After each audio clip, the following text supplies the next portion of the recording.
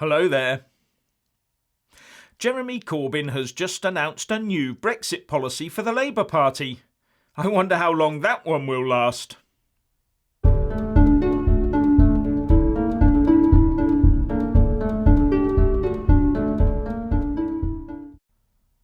The leader of the opposition, Jeremy Corbyn, has decided upon a policy of pursuing what he calls a sensible Brexit deal, which is based on membership of a new customs union with the EU, a close single market relationship, workers' rights guarantees and environmental protections. Then he's going to put that Labour negotiated deal to the people in a referendum, with the choice to either take that deal or remain in the EU. And get this, he would personally take a sort of neutral position by claiming he would just implement whatever the people decided in that second EU referendum. So effectively, Mr. Sit-on-the-fence Corbyn has now at last made the positive decision to just, sit on the fence. Now he's put all this forward in a Guardian article ahead of his party's conference, where most of the others just want the party to go for a policy of remaining in the EU. Just about the first half to two-thirds of the article are, of course, Boris and Tory bashing. Guardian readers love that. But he does get to his proposals in the end. And in that part, he makes it clear once again that it is a general election that he is after, not a second EU referendum, by saying, as soon as no deal is off the table and the Prime Minister has complied with the law, we need a general election to get rid of Johnson's Tory government.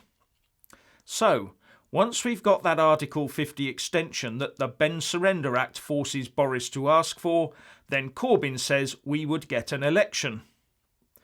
But to get that election, either it has to be forced by a vote of no confidence remaining unresolved for 14 days, or 434 or more MPs would have to vote for it. And as I've said before, why would a Remainer-dominated House of Commons that has proved it can control the order paper at will vote to endanger that position of superiority via an unpredictable general election?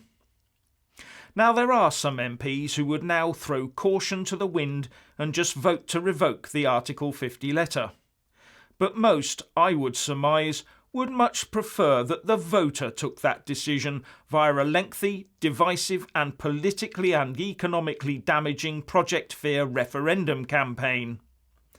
And I'm also wondering if Corbyn's proposals will get past first contact with his fellow Labour Party delegates at conference anyway, especially as they know that a general election right now might not be in their party's interests. So let's take a quick look at the four pillars of Corbyn's policy, shall we? On a new UK-EU deal ensuring environmental standards, why is it that Remain MPs and campaigners can never trust themselves with environmental issues? Why do they have to take instructions from elsewhere? We need to trust ourselves as a nation to do what we feel is right. And the same goes for workers' rights. Any government that tried to wreck workers' rights would find itself on the political scrap heap pretty sharpish. And on the close single market relationship, I would reckon that even after a full no-deal Brexit on WTO terms, the UK will quickly forge a mutually beneficial working deal with the EU. So we will forge as close a deal with the EU as we need. But this concept of what Jeremy Corbyn calls being part of a new customs union with the EU could prove a big stumbling block for him.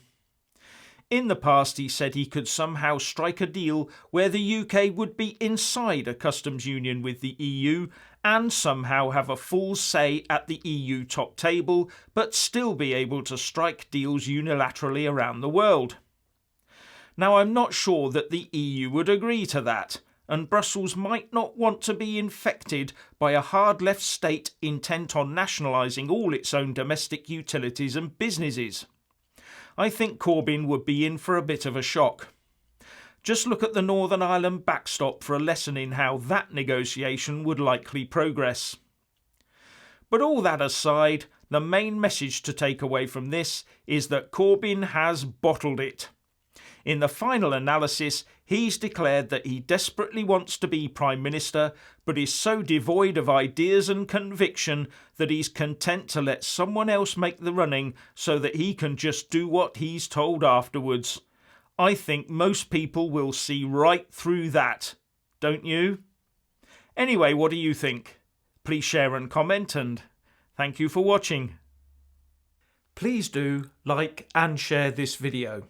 And also subscribe to my channel. And when subscribing, please do remember to press on the little bell next to the subscribe button. That way you'll get an alert every single time I put up a new video. Thank you very much for watching.